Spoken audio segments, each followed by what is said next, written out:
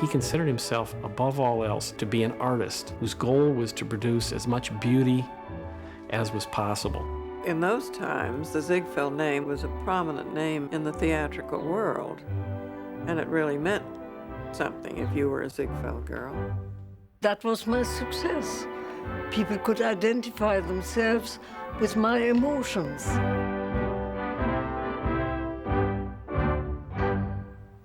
I think The Great Ziegfeld's an entertaining show. It's got a good story, has good musical numbers, pretty songs.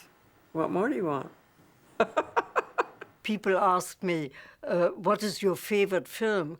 And I say, well, I don't have a favorite film, but the film that gave possibly the greatest joy to the most people is, for instance, The Good Earth, or maybe, I don't know, The Great Ziegfeld.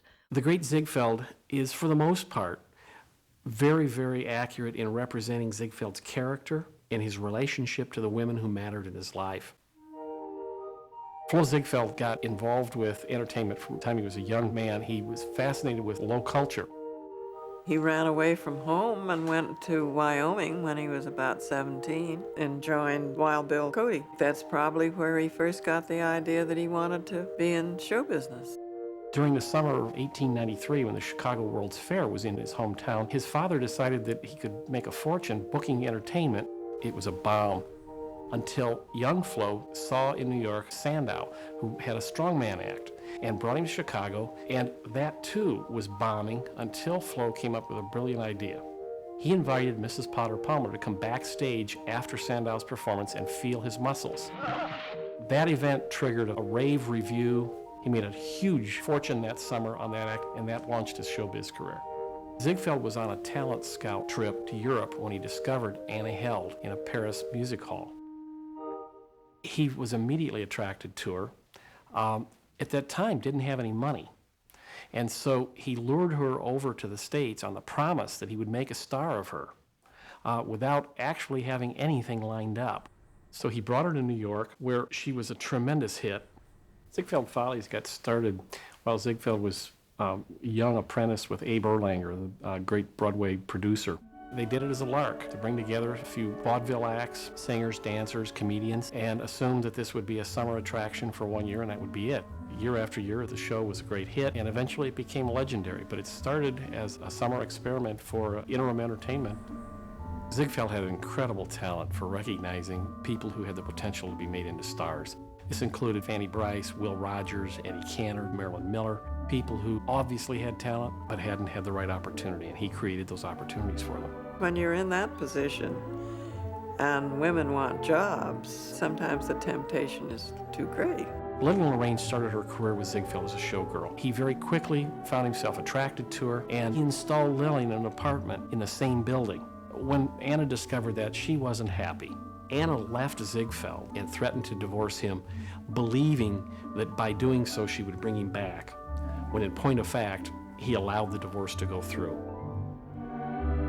New Year's Eve, 1913, Ziegfeld had gone to the Astor Hotel for a ball with Lillian Lorraine. They got into an argument, Lillian stormed off. And at that magic moment, Billy Burke came down the stairs on the arm of Somerset Maugham. Ziegfeld saw her and was smitten. From that moment forward, he wanted to be with Billy Burke. Well, you're sort of a ladies' man yourself. She was really marvelous for him and took wonderful care of him. When they weren't working, it was all play. York Harbor was a wonderful place, right on the ocean. We always had lots of croquet, and my father was a bridge player. I guess I was about 5. That particular summer, we had a little dog we named Ziggy. She always knew exactly what to do in front of a camera. She was the epitome of femininity. The Depression, financially and professionally, caused the end of his career. So many people committed suicide, and friends of his jumped out of windows. In 1931, he finally was able to stage one more Follies. Here are the few of the girls of the 1931 Follies. Unfortunately, he had to borrow money from mob-influenced financiers. though it received a good deal of critical acclaim. The show did modestly well, but it was not a hit and turned out to be the last Follies. In 1932, Billy began to realize that his health was declining. He got sick enough that she felt that she needed to move him out to Los Angeles where she could personally watch and take care of him. With respect to the great Ziegfeld, they needed to create some drama in the end of his life, and the actual facts were not particularly dramatic. He didn't die in New York, he died out here. And they did it for story's sake. Well, they do it with everything. So all these historical movies that we see, I'm not too sure they're all that historical. But the basics were true. Billy's involvement with the film started with the fact that she signed a contract with Universal. They put a couple $100,000 into the movie and discovered that they really just couldn't support a film on the scale that needed to be produced. MGM bought the rights for $300,000, invested a good deal of money, and made a tremendous hit of it. She was very protective of him in the picture. With William Anthony Maguire writing it, she was on his neck all the time to make sure he didn't besmirch him in any way. And it doesn't, no. I want to do a show with silk drapes, with lace, with beautiful girls. The decision to cast William Powell as Ziegfeld was a very good one. He was charming, and he also had a capability for chicanery that would leave you saying to yourself, this man could sell snake oil to anyone. I certainly was given this part of a very tempestuous actress, Anna Held, and I'd never heard of Anna Held before. People said to me, I used to know Anna Held, and she was like this and she was like that. And I said, don't tell me how she was, because I have to feel with the lines that are given to me what she may have been like. Like Anna Held when she said goodbye to her husband. I didn't quite write it myself. Jean Cocteau wrote a marvelous play, A Telephone Conversation. I based it on that. I was able to abbreviate a small scene, and I wrote it, and it was obviously a success. Goodbye, Flo.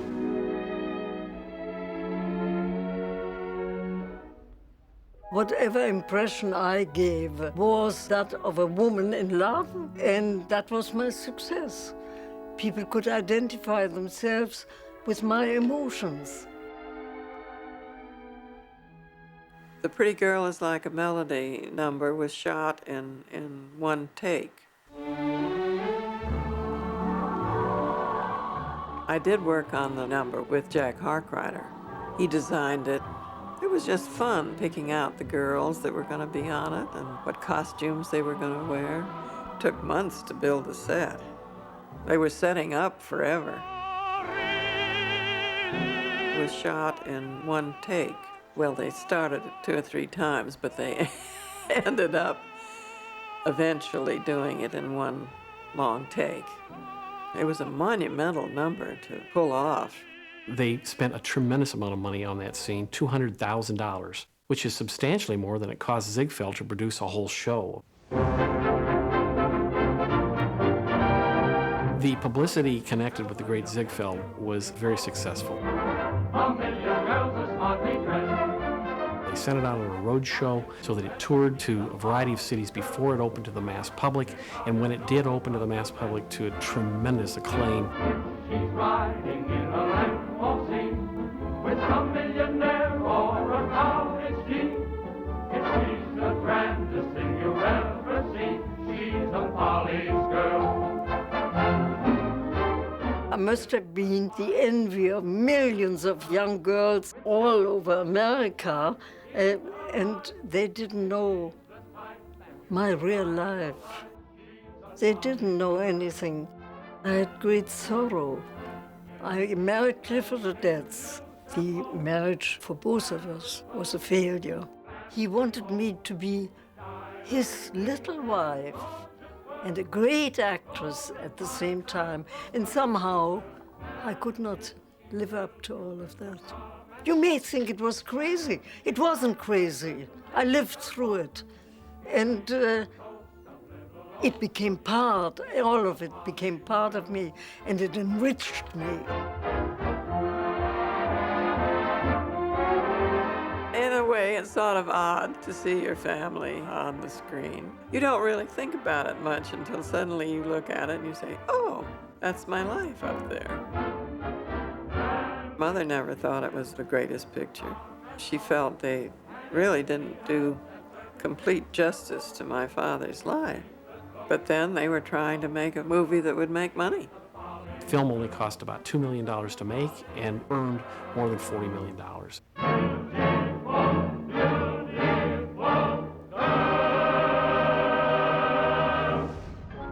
Winning the Oscar for The Great Ziegfeld was a great surprise. I think it might have been a surprise to even MGM. I came from Europe. I didn't know quite what an Academy Award was. So, Miss Rainer, we present you with this award for the finest acting during the year of 1936. Thank you very much. It wasn't anything very special. That was my first Oscar. And the second Oscar, I had no idea that I was getting that Oscar again. Never happened afterwards that an actress got it 2 times in succession. Academy Award or not, I felt very, very soon that I didn't develop. It was not what I had set out to do or to be. I did not like the superficial life that one is naturally forced at times to live. I felt very uncomfortable on that pedestal. I was not groomed for that outer life that I had to live also. Louis B. Mayer said, "Give me a good looker and I make her an actress." And I was horrified by that statement because I thought an actress is a giver and something very, very different than just being a good looker. But that was still the time then. It all didn't fit quite in what I wanted to do in life. And I needed to leave, to save myself. And that is what happened. And look at me now.